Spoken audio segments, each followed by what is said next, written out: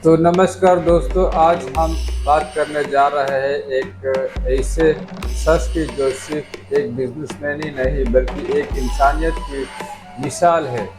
हम बात कर रहे हैं रतन टाटा की, एक ऐसी व्यक्तिगत की जिन्होंने न सिर्फ बिजनेस को ऊंचाई दी बल्कि अपने दिल और दरियाओं से सोच से दुनिया को जीत लिया है। रतन टाटा कौन थे और व्यापार जगत में उनका प्रमुख योगदान क्या है, और क्या इस बारे में अधिक जानकारी जानना चाहते हैं तो इस वीडियो में जुड़े रहिए। है कि रतन टाटा को अपने निजी जीवन में कुछ चुनौतियां भी सामना करना पड़ा था, वो सब आज हम इसमें जानते हैं। चलिए दोस्तों, अभी आगे बढ़ते हैं। उन्होंने दस्तावेज में रतन टाटा से जुड़ी कितनी महत्वपूर्ण घटनाओं का उल्लेखन है और उन्होंने कैसे संभाला है, आज हम इसी में चर्चा करेंगे। आगे मैं आपको बताने जा रहा हूँ क्या हुआ था। रतन टाटा का जन्म होता है 28 दिसंबर 1936 में।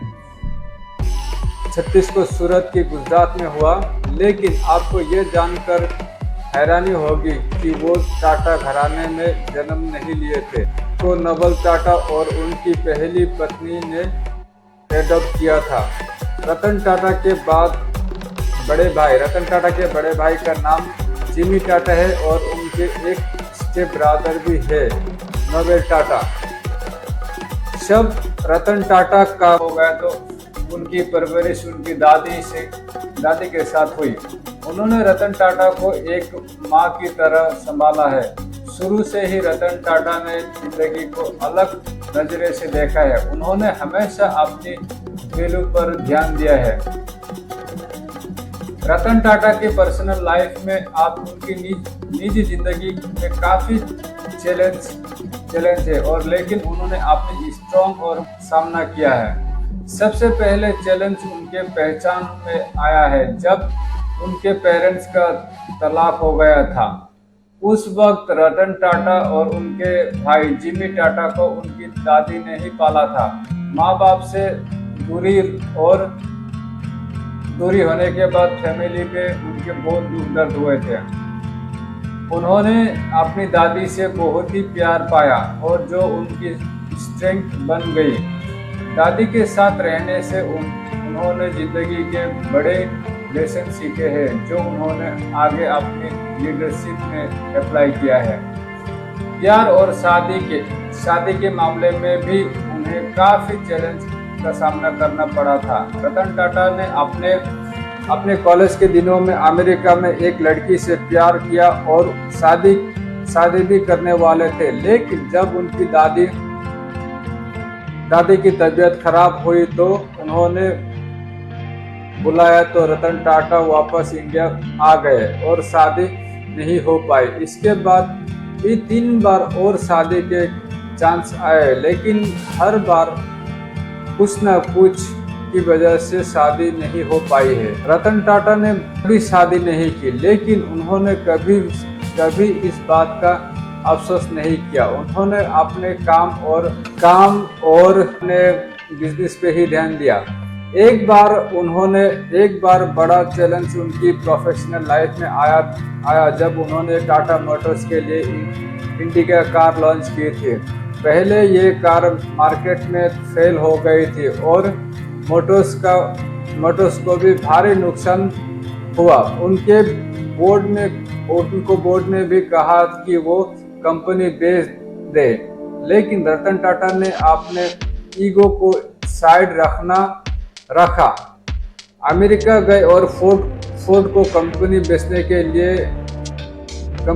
के लिए जब उन्होंने फोर्ड के मालिक ने इंसल्ट किया और कहा कि तुम्हें जो चीज समझ नहीं आती उसमें पैसा क्यों लगाया।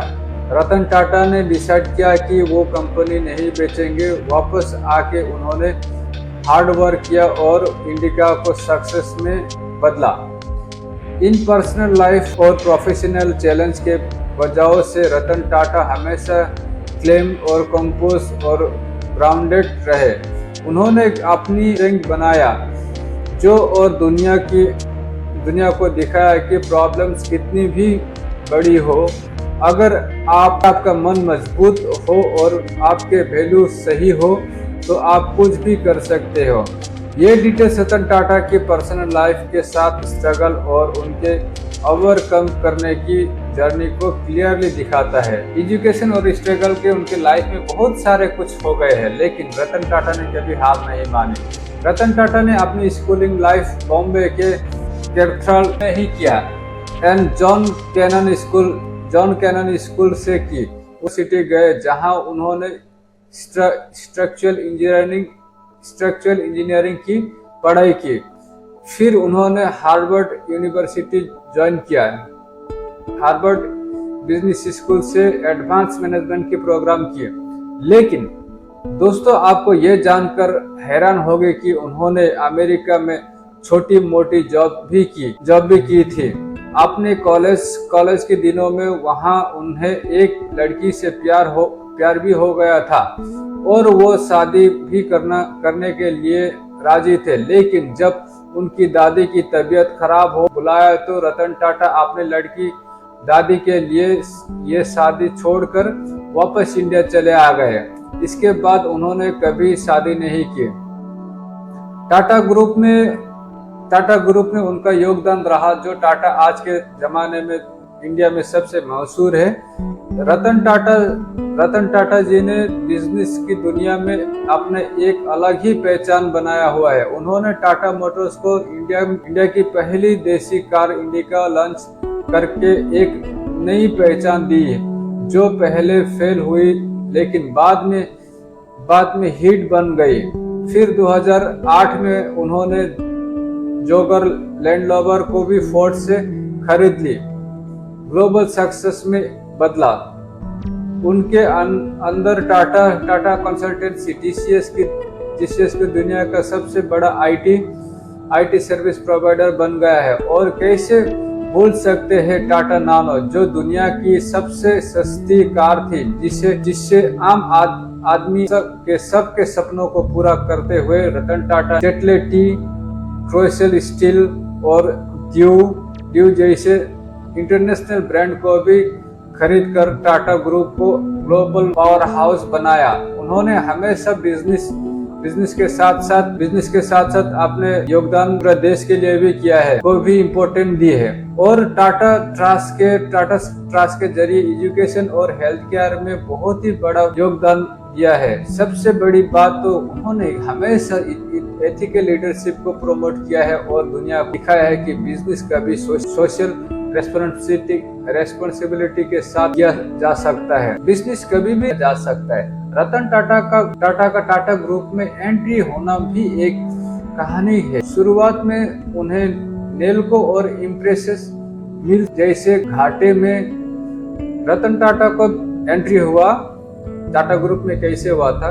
नेल्को एक उनका फैक्ट्री था जिसमें उनके बिजनेस के घाटे लग रहे थे। उसी समय उन्हें वहां पे अपॉइंटमेंट किया गया था, कंपनी के संभालने के लिए दी गई है। उन्होंने अपनी पूरी कोशिश की, लेकिन उन कंपनी को बाद में बंद करना पड़ा। किसी भी नए व्यक्ति के लिए यह एक बड़ा सबक था लेकिन उनकी काबिलियत को समझते हुए JRD टाटा, जो उस वक्त का टाटा ग्रुप के चेयरमैन थे, उन्होंने डिसाइड किया कि रतन टाटा को ग्रुप का अगली क्षेत्राधिकारी बनाया जाए। 1991 में जब रतन टाटा को टाटा ग्रुप का चेयरमैन बनाया गया तो कई लोग ने इससे विरोध भी किया था, लेकिन रतन टाटा ने अपनी मेहनत और विजनरी सोच टाटा ग्रुप को नए आसमान तक पहुंचाया। टाटा मोटर्स और इंडिका कार का सफर में रतन टाटा जी का क्या योगदान था, आइए आज आप जानते हैं हम इसके। रतन टाटा को कार का बहुत ही शौकीन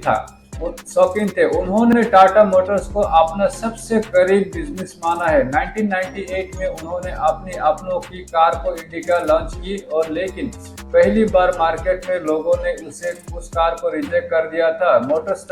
टाटा मोटर्स घाटे में चले गए। बोर्ड के लोगों ने रतन टाटा पर दबाव डाला कि वो टाटा मोटर्स को भी बेच दें। रतन टाटा ने फोर्ड कंपनी के मालिक बिल फोर्ड से बात की थी, लेकिन वहां एक मीटिंग के दौरान बिल फोर्ड ने कहा कि आपको इस बिजनेस की समझ नहीं है, फिर आपने इतना पैसा इसमें क्यों लगाया। ये बात रतन टाटा को चुभ गई। वो मीटिंग को छोड़कर वापस आ गए, लेकिन उन्होंने ठाना कि ये वो कंपनी नहीं बेचेंगे। फिर रतन टाटा जी ने अपनी एक नई टीम बनाई, रिसर्च किया और मार्केट को समझा और टाटा मोटर्स ने फिर से नए प्रोडक्ट्स लॉन्च किया है और देखते ही देखते टाटा मोटर्स को प्रॉफिट मेकिंग कंपनी बन गई। कुछ सालों बाद फोर्ड कंपनी घाटे में चले गए और वो उस वक्त रतन टाटा ने बिल फोर्ड से उनकी कंपनी को लैंड रोवर और जॉगर खरीद ली। रतन टाटा की सादगी और दिल से प्यार। दोस्तों, रतन टाटा सिर्फ एक बिजनेसमैन ही नहीं थे, बल्कि एक इंसानियत के देवता भी थे। उन्होंने अपनी जिंदगी में हमेशा एक आम आदमी की जिंदगी की तरह जिए। उनके पेट्स के जो घर में पेट्स जो एनिमल लवर थे, जो खासकर डॉग से बहुत ही प्यार करते थे। एक बार 2018 में जब बकिंघम प्लेस में उन्हें लाइफ अचीवमेंट अवार्ड देना था तो वो सिर्फ इसीलिए नहीं गए क्योंकि उनके कुत्ते की तबीयत खराब थी। मुंबई में उन्होंने 5 मंजिला एक हॉस्पिटल बनवाया है, सिर्फ एनिमल्स के लिए था। बॉम्बे में 26/11 मुंबई अटैक्स के बाद रतन टाटा खुद ही सबके घर जाके उनके हालचाल लेने गए थे और उनके परिवार को भी पूरा खर्चा उठाया। ये सब दिखता है कि उनकी दिल कितना बड़ा था। आखिर बातें, रतन टाटा ने अपनी पूरी जिंदगी बिजनेस से ज्यादा इंसानियत को इम्पोर्टेंस दी। उन्होंने हमेशा अपने प्रॉफिट्स के एक बड़ा हिस्सा डोनेशन में दिया। उनका मानना था कि पैसा सब के पास होता है, लेकिन दिल कम लोगों के पास होता है।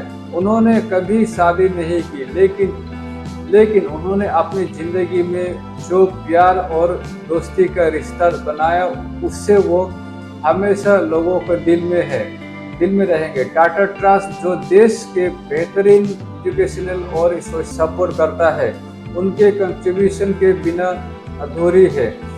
IISc बेंगलोर और Tata cancer hospital, IIM Ahmedabad जैसे बड़े इंस्टीट्यूट को उनकी ही देन है। रतन टाटा के बाद टाटा ग्रुप की लीडरशिप कौन संभाल लेगा?